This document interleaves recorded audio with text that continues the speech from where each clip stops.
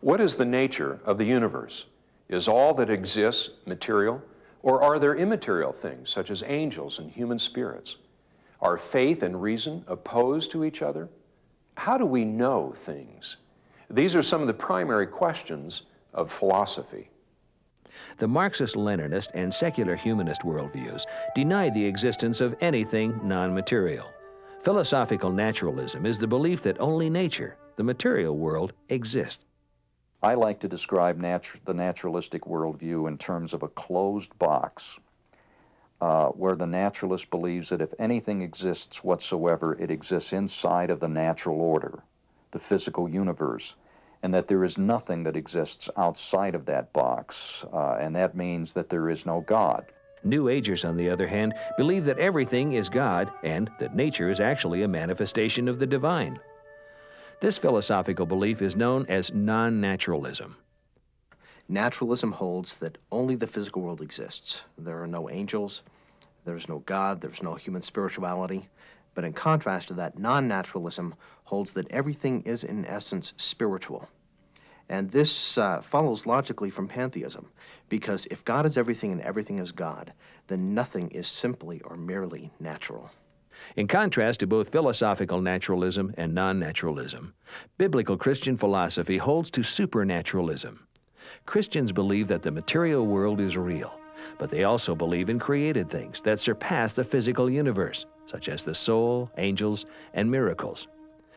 Christianity is a supernatural religion, and all that means is it has nothing to do with ghosts and so on, that there is a reality that exists outside of the box that is the sum total of reality for a naturalist. John 1:1 through 4 reads, "In the beginning was the Word, and the Word was with God, and the Word was God. The same was in the beginning with God. All things were made by Him, and without Him was not anything made that was made.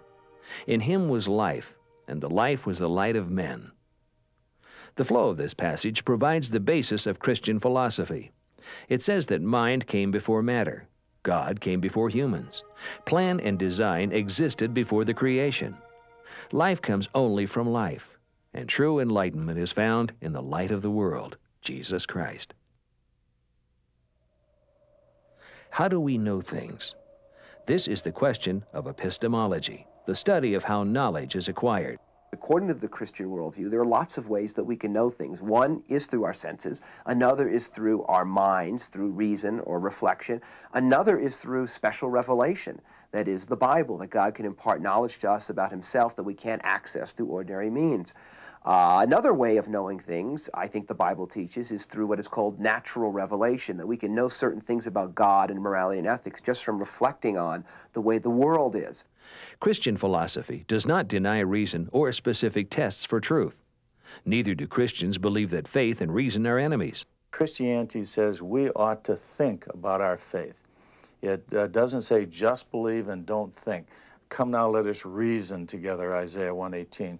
Whatever things are true, think on these things, Philippians 4. Give a reason for your hope, 1 Peter 3:15. Love the Lord with all your mind as well as your heart, soul, and strength. This says that Christians ought to think, and thinking is philosophy. And thinking consistently and comprehensively and adequately is a good philosophy, and Christianity can and does think in these ways. Many well-known Christian philosophers throughout history have shown that Christian philosophy is both biblical and rational. Some of the most profound philosophers today are indeed Christians, and they have a great grasp of the philosophical issues, but they are not ashamed of God, the Bible, Christ. They're not ashamed of what we would call the Christian worldview. The call of Christian philosophy is summed up in the words of 2 Corinthians 10:5. Christians are to take captive every thought, making them obedient to Jesus Christ. Paul wants us to do two things, basically. He wants us to overthrow the arguments of those who say there is no God, and then he wants us to take every idea captive to Christ. And what that means is there are many ideas that are floating around in this world, and he wants us to take those ideas and judge them according to the standard that Christ gives. There are no new ideas in this old earth. The Christian philosophy embraces a meaningful, purposeful life. Christian beliefs are coherent and reasonable. Christians must seek to understand the philosophies of the world, but in the end, realize that all the wisdom and knowledge of God are found in Jesus Christ. Once Christians grasp this truth, they will not be taken captive by the false and deceptive philosophies of the world.